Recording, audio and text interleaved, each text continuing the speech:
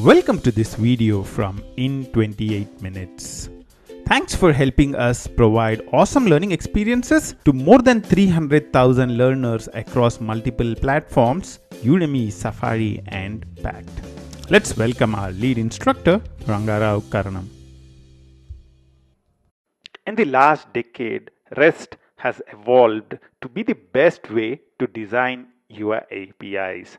And also, a lot of best practices around developing your REST API have been discussed.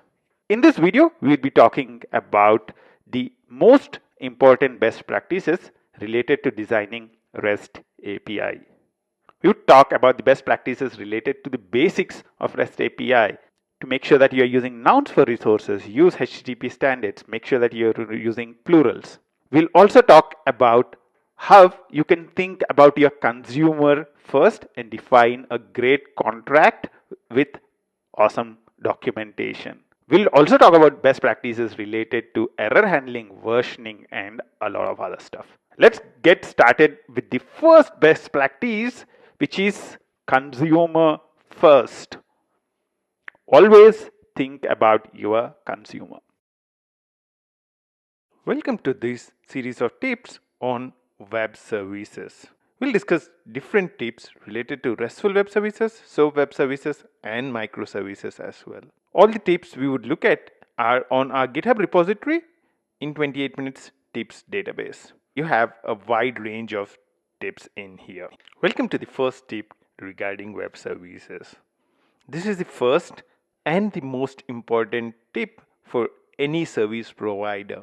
Think about your consumer first. That's the most important thing. You need to understand what they want and also what is their understanding.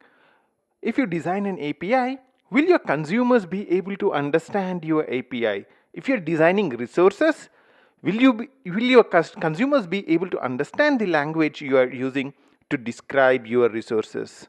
Will they be able to understand your URIs? What kind of consumers do you have? Is it mobile application, a web application? And do you expect new kinds of consumers in future? And if you are implementing things like HATIOS, then think about how the consumers would use it before you would implement it. And most important thing is to have great documentation. Make things easy for your consumer so that it would save your own time. The more consumer can do on themselves with great documentation, the less work there is for you. So focus on that. Whenever you think services, think consumer first. Whenever you're having a discussion, whenever you're having a review, or you're having your governance meeting, put your customer first. Think about the consumer of the service first. Do not forget to check out our tips database for more tips on a wide range of topics. Until I see you in another In 28 Minutes video, here's bye from the team here at In 28 Minutes.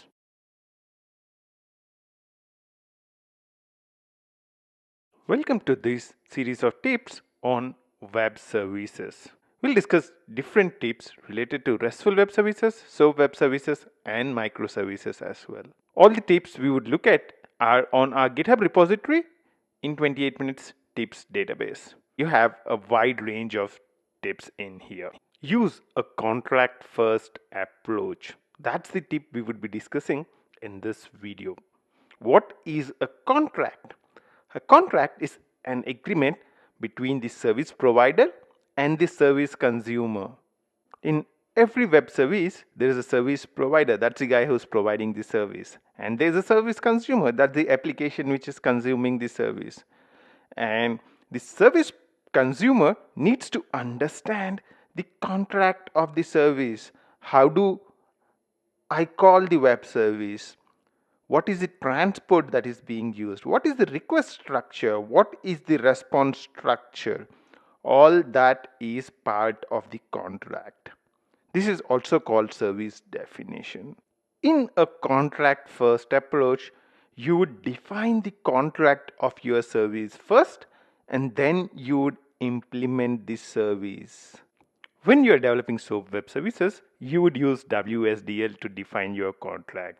The WSDL will define what is the endpoint, what are all the operations you are exposing, what is the structure of your request, what is the structure of your response.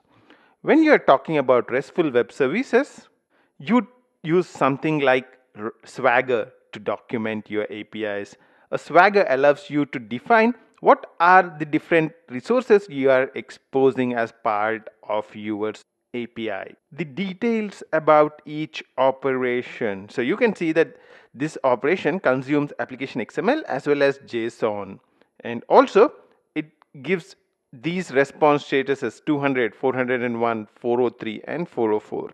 You can see here that this specific resource /jpa/users supports a get operation, a post operation, and the get operation consumes application XML, produces application XML, and the different responses and the schema of the response is also present in here. You can see that the schema of the response for this specific thing is of the type user. I can go to the definitions and see what is inside the user. You can see that the definition of the user is here. A user has a birth date, an ID, a name, and also an array of posts. You can also see that there is a description. So it says birth date should be in the past. In the contract first approach, what you do is you create this Swagger definition by hand or through the application, but before really implementing the service. So you'd focus on either writing the Swagger documentation or creating your WSDL first. One of the most important things about using the contract first approach is by defining your contract first, you are thinking about consumers and how they will consume this service. You're not worrying about the implementation details. One of the problems with focusing on the implementations first is the technical details start to creep into your service definitions. You'd want your service definitions to be independent of the platform which is being used. They should be independent of whether you're using Java, whether you're using .NET or anything like that. By defining your contract first, you are making sure that your contract and your service is independent of the platform that is being used. Until the next tip, bye bye. Do not forget to check out our tips database for more tips on a wide range of topics. Until I see you in another In 28 Minutes video, here's bye from the team here at In 28 Minutes.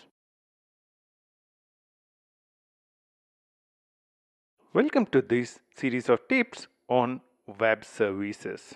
We'll discuss different tips related to RESTful web services, SOAP web services, and microservices as well. All the tips we would look at are on our GitHub repository in 28 Minutes Tips database. You have a wide range of tips in here. In this video, let's discuss the importance of defining organizational standards for your RESTful web services. One of the important standards I really like is uris. So if you go to github.com/darin/uris, the link is on the screen right now. uris stands for yet another RESTful API standard. What does this do? It defines a standard for RESTful services. It defines how you would name your resources, what would be the request structure be like, what would be the response structure be like, how do you do things like filtering, sorting, paging, etc. And also, how do you do things like versioning and things like that? One of the important things about RESTful web services is the fact that there are a lot of complex things that you need to address before you would start designing them. So you'd want to decide how you'd want to do paging, sorting, filtering, how do you want to do your API documentation, what format should you use? Should you use Swagger? Should you use REST docs? What kind of versioning should you use? Should you use a request parameter versioning, or would you want to use a URI versioning, or you'd want to use some header based versioning? And in an organization, you don't want different teams producing resources having different approaches to each of these. You don't want one team to adapt one approach for versioning and another team adapting another approach for versioning. So it's very important that as an organization, you have a clear defined standard as to how you are approaching your RESTful services. For me, uris provides a great start. One of the organizations I've recently worked with started with uris at the base, and we have customized this to meet our specific needs. We have customized how we want the response body to look. We have customized how we wanted to do versioning and things like that to the specific needs of the organization. But Yara's provided really a good base. I mean, it kind of covers most of the topics that are important from the perspective of RESTful web services. So you're sure you're not missing any important decision. So we kind of took this as the base and ensured that we looked at everything and we decided on what would be the good thing to do from the perspective of our organization. I would recommend you to spend some time with the RS and look at what is present in there. In this quick tip, we looked at why it is important to define your own organization standards for RESTful web services. Do not forget to check out our tips database for more tips on a wide range of topics. Until I see you in another In 28 Minutes video, here's bye from the team here at In 28 Minutes.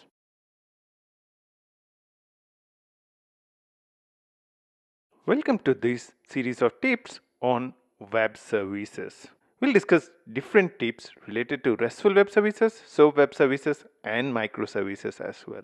All the tips we would look at are on our GitHub repository in 28 Minutes Tips database. You have a wide range of tips in here. In this tip, we'll look at the need for having a standard framework in your organization for building RESTful web services. We think it is a very important thing. Typical frameworks which are used to build RESTful web services in Java world are Spring MVC or Spring REST and JAX RS. Both of them are really good frameworks. They have really good features and I have nothing against both of them. They are really great. What I'm talking about here is building a framework above your framework of RESTful web services choice. So let's say your preferred framework for developing RESTful web services is Spring MVC. I'm talking about building something on top of Spring MVC to provide you some framework to adhere to your organizational standards.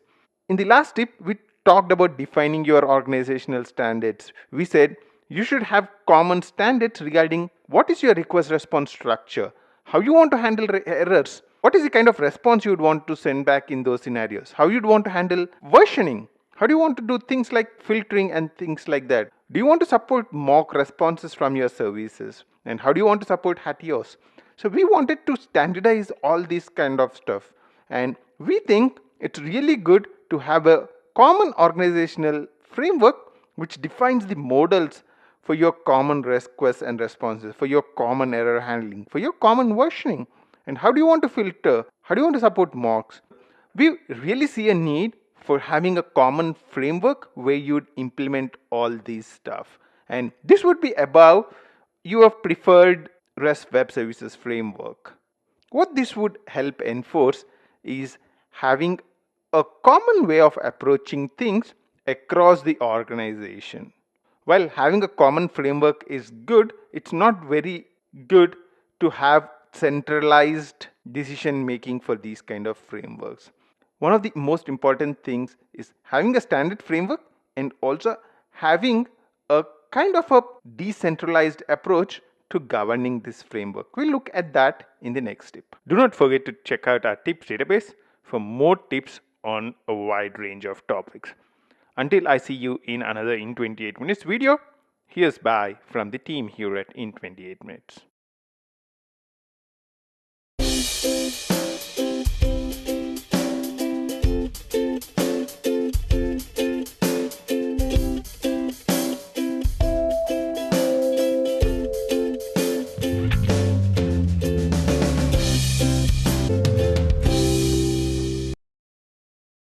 Welcome to this series of tips on web services. We'll discuss different tips related to RESTful web services, SOAP web services, and microservices as well. All the tips we would look at are on our GitHub repository in 28 Minutes Tips database. You have a wide range of tips in here. One of the most important things when you're designing RESTful web services is having decentralized governance. What do I mean? We'll look at it in this. In the last few tips, we talked about the importance of having organizational standards. you don't want different teams in your organization approach versioning in different ways. You don't want different teams to call the same resource in different way. That would make it very confusing when your consumers look at your services. So it's very important to have an organizational standard. And we also talked about the need to have a common framework implementing at least a few of the things from your organizational standard. That ensures that at least a few of the teams are adhering to your organizational standards. And on top of it, it is really good if you have a representative kind of a team from all the different teams that are working on RESTful services. So assemble kind of a expert group with most of the developers, designers, and the leads and architects who are working on these APIs, and get them together and have governance provided by them. Probably some kind of a weekly meeting or something between them would be a great place to discuss all the standards, the frameworks, and also new things that crop up. So there might be things which might not be addressed by your standards yet, and it's very important to discuss those as well as the new designs for your API. So whenever something new API is being created, it would be a great thing to discuss at this specific forum. We really see a need for a decentralized governance of the API. Again, the stress is on the word decentralized. It is not really a single person committee which is making all the decisions in here. The more the power is with the developers who are developing these APIs, who are working with them day in, day out, and the designers, the better it is. So it's really, I think, a group of individuals, more like a forum, which makes the decisions. Until the next tip, bye bye. Do not forget to check out our tips database for more tips on a wide range of topics. Until I see you in another In 28 Minutes video, here's bye from the team here at In 28 Minutes.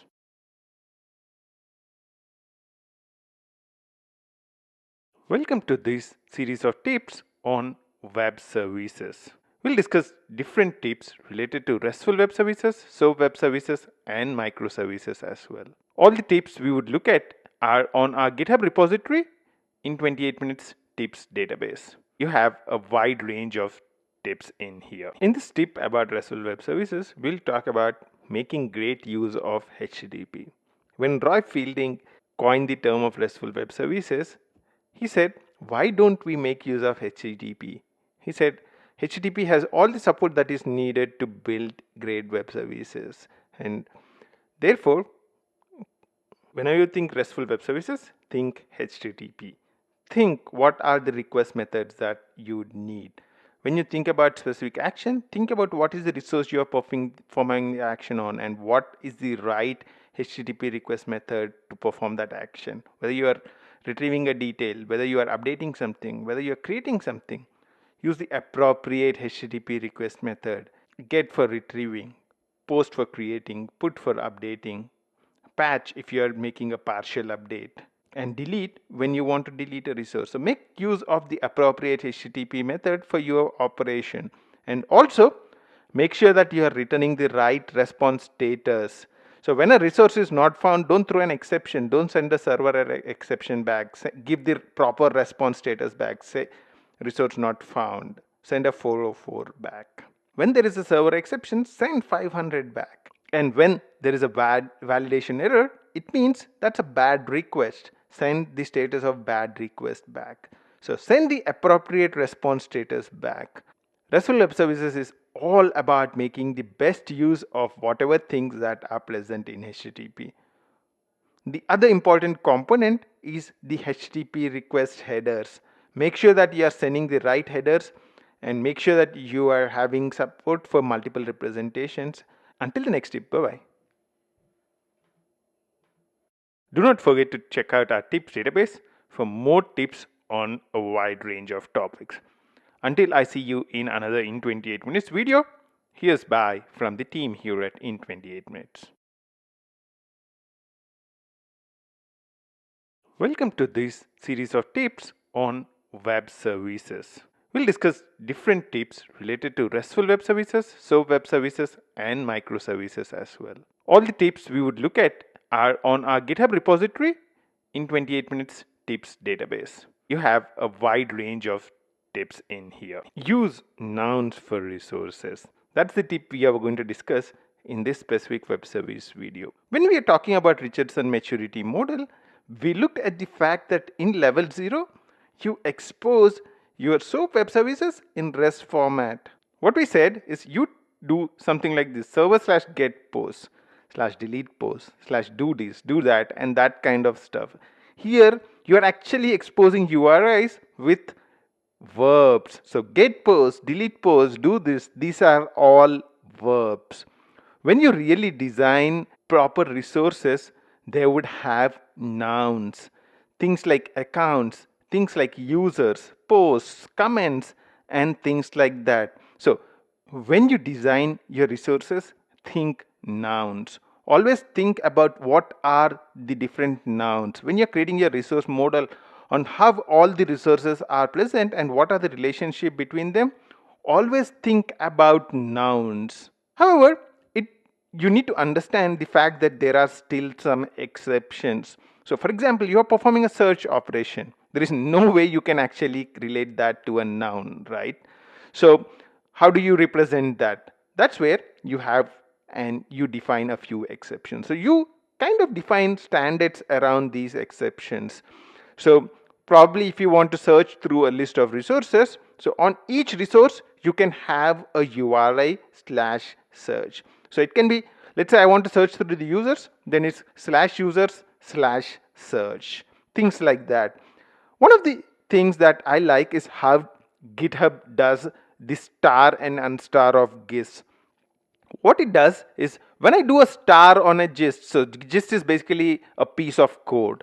So if I like a piece of code, I can do a star on it. So the resource gist is represented by a specific ID. So /gist/ID is the resource, and when I do a star, what GitHub does is it sends a put request to the /star URI. So to the complete URI, it sends a put request, and it sends when I unstar something, when I say I don't like this, then what it does is it sends a delete request to the same resource saying I have unstarred it. I think this is a really good way. This is an intelligent way of approaching this specific problem. So what we're talking about is using nouns for resources. Always think nouns, but when you can't, make sure that you have a standard approach that is defined on how you'd want to do these exceptions.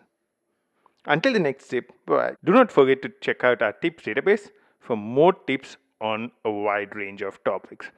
Until I see you in another In 28 Minutes video, here's bye from the team here at In 28 Minutes.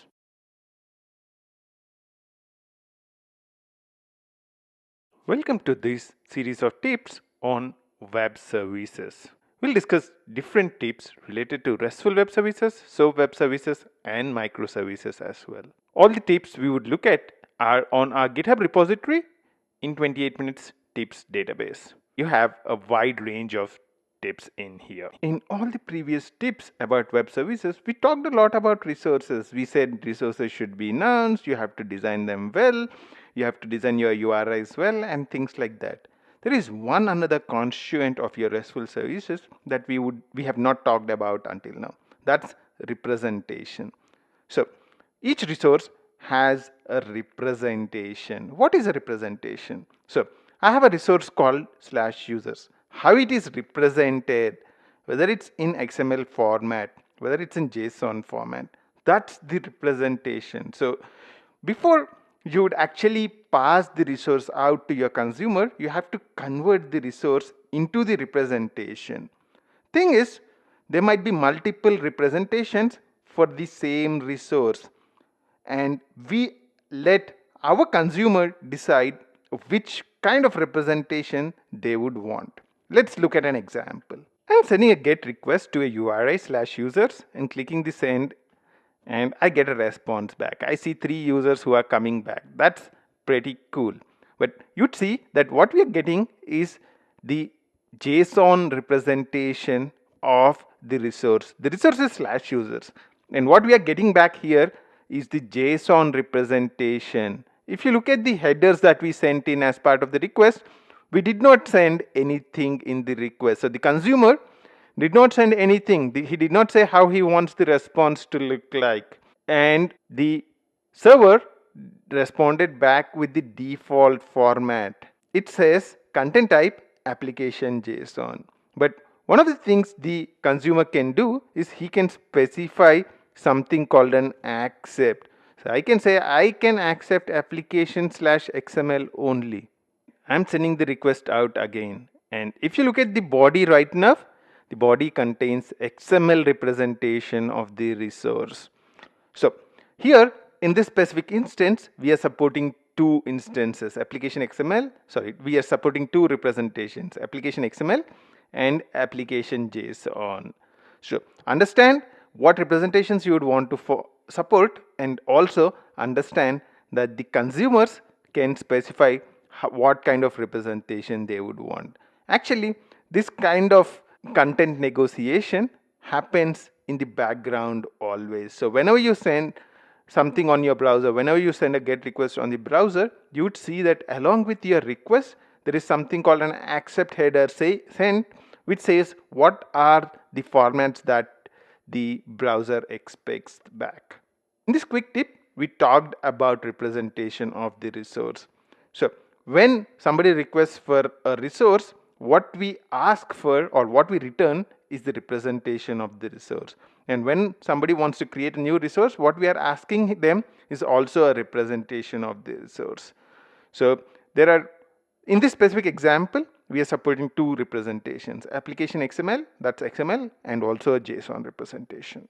Until the next tip, bye-bye. Do not forget to check out our tips database for more tips on a wide range of topics. Until I see you in another In 28 Minutes video, here's bye from the team here at In 28 Minutes.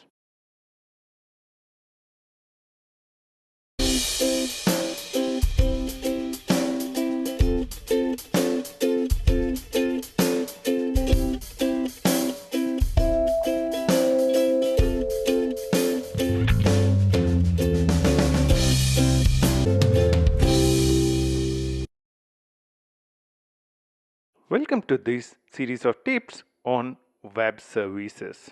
We'll discuss different tips related to RESTful web services, SOAP web services, and microservices as well. All the tips we would look at are on our GitHub repository in 28 Minutes Tips database. You have a wide range of tips in here. Welcome to this next tip on RESTful web services. Use plurals. Let's consider a simple example. So we have a user's resource. To create a user, we are sending post to slash users. To delete a user, we are sending the delete to a specific user. To get all the users, get slash users. And get slash user slash one is to retrieve the details of a specific user. When we use a plural like users, instead of just saying user, this is much more readable. Think about what it would have looked like if it was a slash user. So to get all the details of the user, I would send it to get slash user. Does that look good? I don't really like that. So for me, I like the readability that the plurals provide. I kind of like the fact that slash user slash one is a specific user, while slash user slash one also looks good, but whenever it comes to doing a post to a slash user, that does not sound good. And the same is when I do a retrieve of a multiple user. So when I say retrieve slash user, it does not really sound as good as it is when I use a plural. So I kind of use this convention across all the services that we develop. We would use plurals always. So we would use terms like users, posts, accounts, comments, and things like that as part of our RESTful service URI. In this quick tip, we talked about why I like plurals compared to using singular when designing your RESTful URIs. Until the next tip, bye-bye. Do not forget to check out our tips database for more tips on a wide range of topics. Until I see you in another In 28 Minutes video, here's bye from the team here at In 28 Minutes.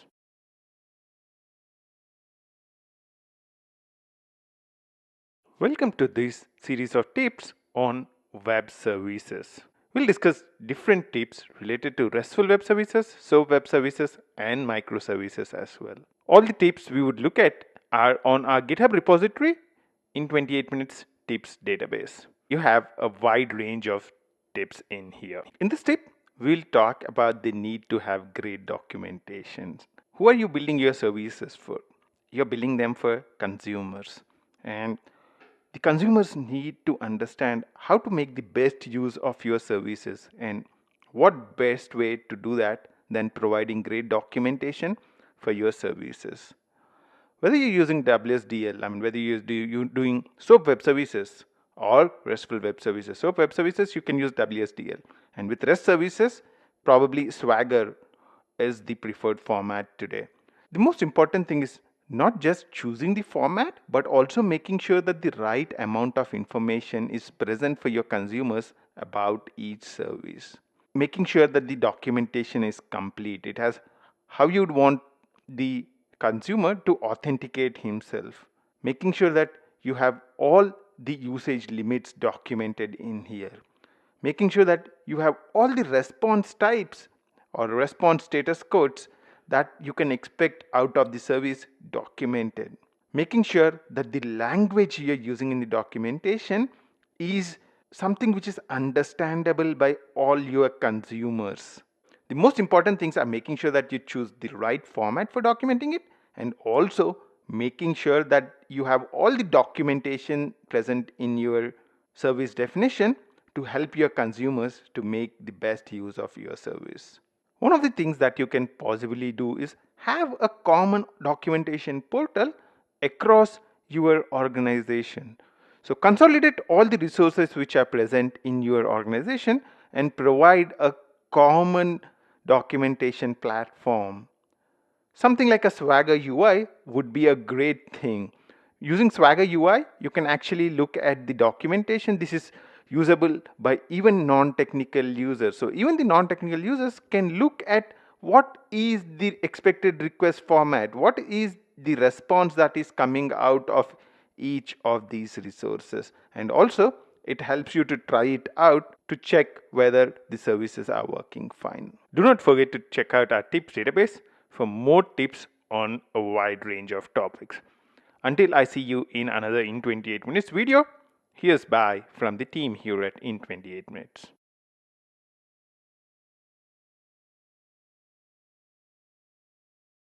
Welcome to this series of tips on web services. We'll discuss different tips related to RESTful web services, SOAP web services, and microservices as well. All the tips we would look at are on our GitHub repository in 28 minutes tips database. You have a wide range of tips in here. In this tip, we'll talk about the need to have great documentation. Who are you building your services for? You're building them for consumers. And the consumers need to understand how to make the best use of your services, and what best way to do that than providing great documentation for your services. Whether you're using WSDL, whether you're doing SOAP web services or RESTful web services. SOAP web services, you can use WSDL.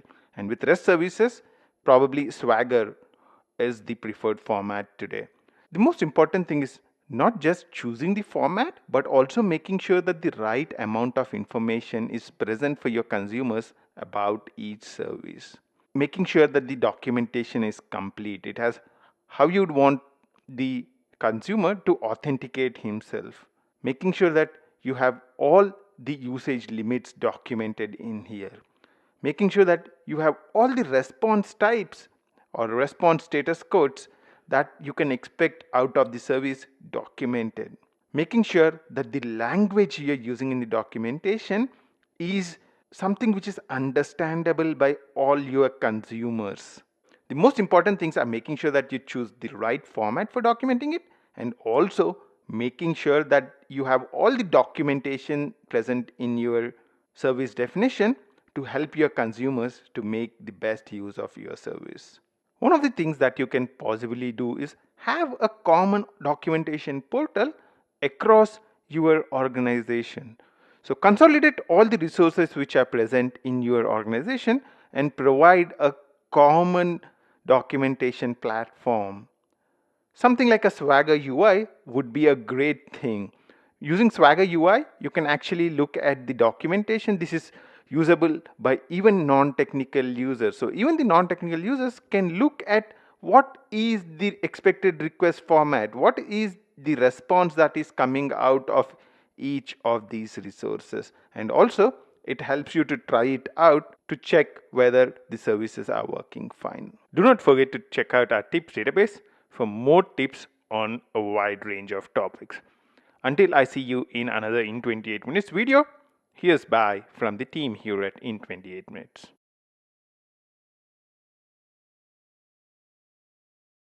Welcome to this series of tips on web services. We'll discuss different tips related to RESTful web services, SOAP web services, and microservices as well.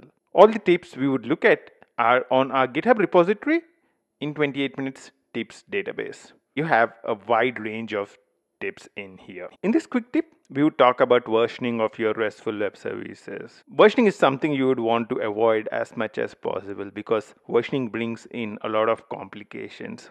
Instead of maintaining one service, now you are actually maintaining two versions of the service, or three or four. So that's not something good. However, in certain scenarios, versioning is unavoidable. So in this specific video, in this specific tip, we would be talking a little bit about versioning and what are the different options that are present for versioning your RESTful web services. Specific example that we are looking at right now, we have a person v1 where there's one name. So when the service was initially designed, it was defined with one name variable. Not really good, right? Because when we talk about name, there would be multiple divisions which are present, right? First name, last name, middle name. And we have created a simple example of name with first name and last name. So the second version of the service actually returns the v2 version of the person, which has a name attribute. The thing is, I cannot start migrating the entire service to use the v2 because there are still other services which are dependent on one name. That's where versioning is needed. So now I need two versions of these services returning kinds of representations of the resource. In the person v1, he just has one name, and in person v2 we have a object name under which we have a first name and last name. So how do we represent these two things? How do we version these? One of the options is to have a different URI. So here in this example, we have a v1/person and v2/person. We are versioning them by using a different URI completely. So let's execute this. Now you'd see that we are getting back one name. So v1/person and v2/person. That's one way of versioning. This is called versioning by URIs. The second way of versioning is by using a request param. So I can say to this URI, if there's a parameter called version is equal to 1, respond with v1. If version is equal to 2, then respond with v2. How do we execute that? It's very simple, right? So /person/param, I would need to pass in a version is equal to 1. What happens? I'd get version 1. And if I send version is equal to 2, I would get the second representation. This one is called a request parameter versioning.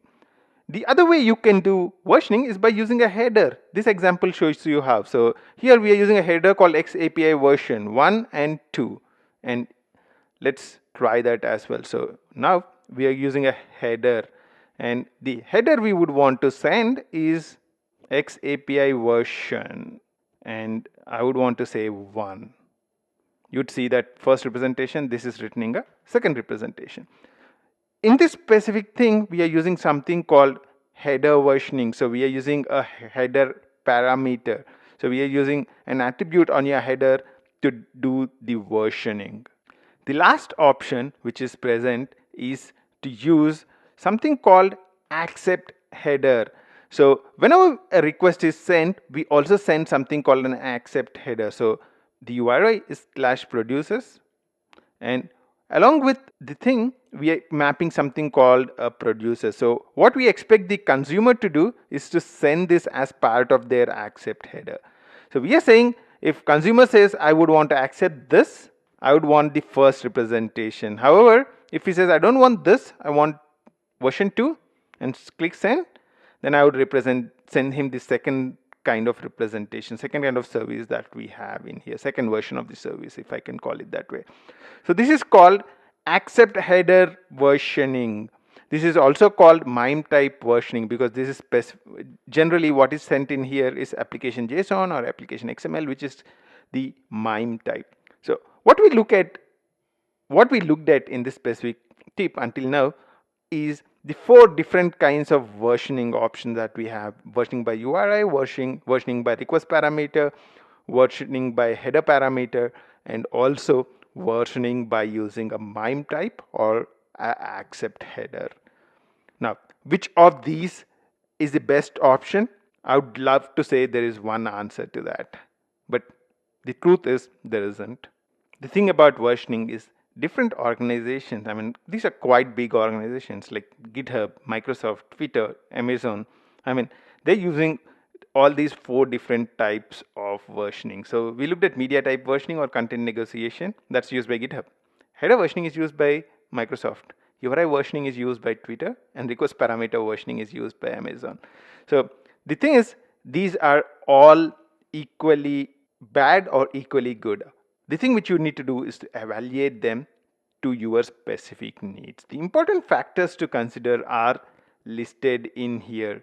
So the important factors to consider are the URI pollution. The thing is, with the URI versioning and the request parameter versioning, we are really polluting the URI space. We are adding something to our URIs which makes it polluted. Whereas with the header versioning, you don't do that. With header versioning and the media type versioning comes in the factor of misuse of your HTTP headers. HTTP headers are not really meant for versioning, and in this specific thing we are actually using header types and the media types for the versioning of stuff. The other factor to consider is caching. Thing is, if something is not part of the URI and you are using it to determine the version of the service, then that means you cannot cache it. So you cannot just cache based on the URI. If caching is really important to you, then you'd want to think about URI versioning or request parameter versioning. Here we are obviously talking about HTTP caching. So whatever caching is done by the routers and things like that. The other thing is, with header versioning and media type versioning, you need you need tools like Postman to execute the request. So if you have users who are not really technical, then you might want to prefer doing a request parameter versioning or a URI versioning, because these are things that can be done directly on the browser. You don't really need specific plugins or tools to be able to consume services, or at least invoke retrieve services, invoke get methods on these services. And also think about how you'd want to document your APIs.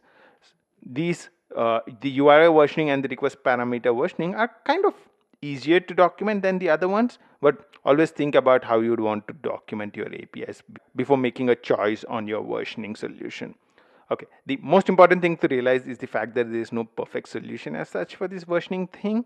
So whichever way you'd want to go, evaluate your needs and choose the approach which fits your needs the best possible way. Until the next tip, bye bye. Do not forget to check out our tips database for more tips on a wide range of topics. Until I see you in another In 28 Minutes video, here's bye from the team here at In 28 Minutes.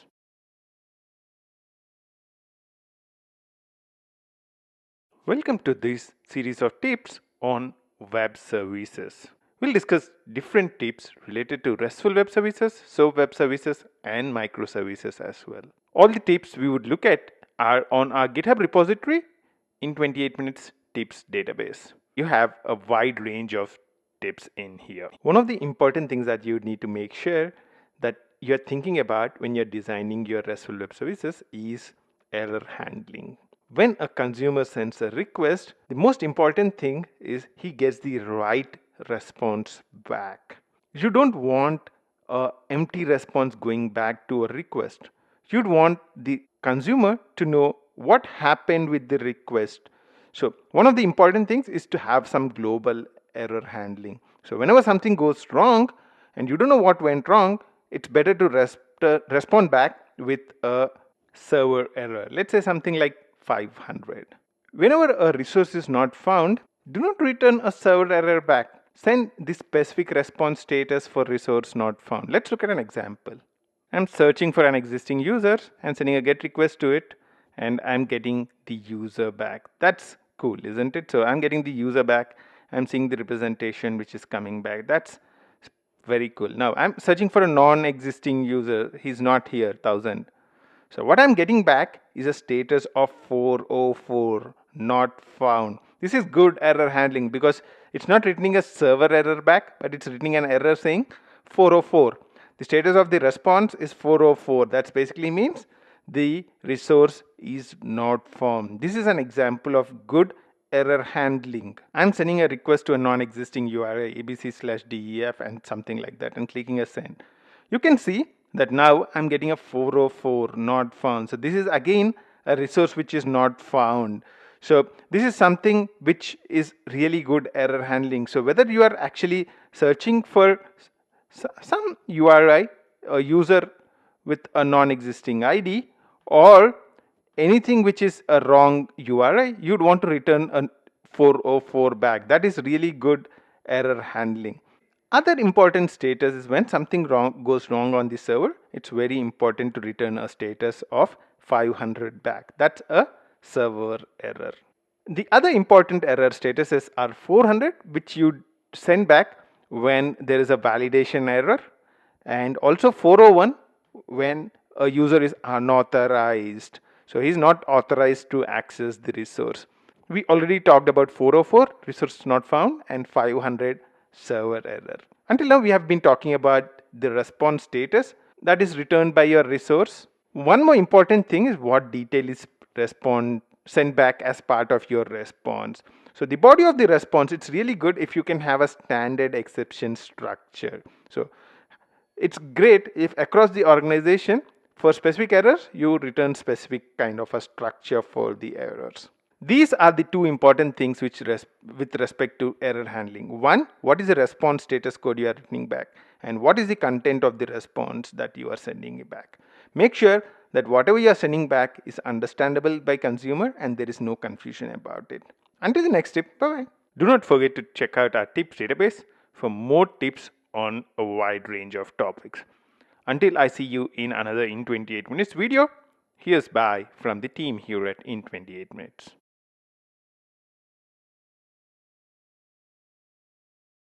Welcome to this series of tips on web services. We'll discuss different tips related to RESTful web services, SOAP web services, and microservices as well.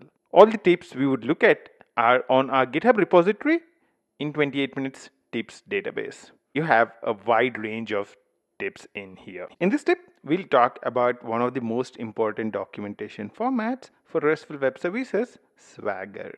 Today, Swagger is really a popular format supported by wide range of organizations and used by a wide range of organizations as well. I like Swagger a lot. We use Swagger to document all our RESTful APIs, and in this tip, let's look in depth at Swagger. We'll look at a couple of things. One is the Swagger documentation itself, and also the other thing is something called Swagger UI, which is kind of a UI where you can look at your Swagger documentation in more a visually pleasing way.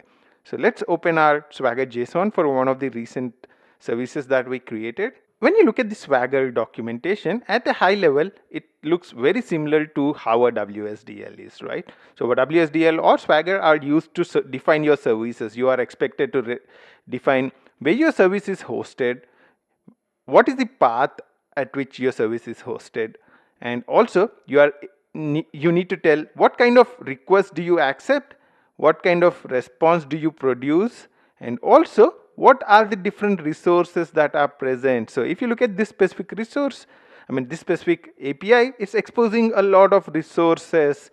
So you have resources like users, person, JPA users, and things like that. When you look at the Swagger documentation, you'd be able to quickly understand what are the resources that are present, what are the operations that are present, and also what are the different details of each operation. So if you look at the users, you can see that it supports two operations, get and post. And for get, you can see it allows a consumes of XML and JSON. It produces XML JSON as well. And the response schema is of the type user. And also it defines what are the different response statuses that are possible: 200, 401, 404, 403, 404. Different response statuses and the schemas of them as well. So if you look at the response here, it says array of user. Where is user defined? User is part of the definitions down at the bottom. So you can see the definition of the user in here. So the user is date time, format is date time, and a birth date should not be in the past. So it has birth date, ID, name, and post. And also you can see description about each one of them. One of the important things is, as you can see, Swagger is completely independent of the technology you would use to implement your RESTful web service. There is nothing in Swagger that is customized or related to a specific technology. So this is basic JSON which you use to define your services. Swagger allows you to define your resources, what are the different response types, what are the different content, what is the definition of the content that is present as part of your response type as well. One more great tool I really like about Swagger is something called a Swagger UI. So here I'm choosing the default, this is the API which we looked at earlier, so API docs, and I'm looking at now in a more visually pleasing way. So when we come to the home page, it shows the list of resources that are present, and also I can see the list of operations. So I can see that the operations which are present that are defined as part of this user resource are /users, get to /users, post to /users, delete to a specific user, delete a specific user, and get the details of a specific user. And when I click on this, you can see all the details about it. So when I try and get details of a specific user, this is the format I would get the response back. I would get a birth date ID. I'm using Hetios, so I'm getting the links back, related links back. And I would also get the name and the post that the user made. You can see also the different things that are present in here. I can also try and execute a sample request. Let's say I would try and execute a request with ID 1. And you can see what response comes back. So you can see that there is a response that is coming back. So Swagger UI shows the documentation. It helps you to test the services and a lot of different stuff. The great thing about Swagger is there is a lot of great tooling around it. So whenever I implement RESTful web services using, this is one of the services that we implemented using Spring Boot, there's a Swagger plugin which is present, which would help us to easily generate the documentation for this service in the Swagger format. So you have support, whether you want to do a contract first approach, whether you want to do a code first approach, there is support in Swagger for all that kind of stuff. I really found Swagger a great way of documenting your RESTful web services. Until the next tip, bye-bye. Do not forget to check out our tips database for more tips on a wide range of topics. Until I see you in another In 28 Minutes video, here's bye from the team here at In 28 Minutes. I hope you had a great time watching these videos on best practices of REST API.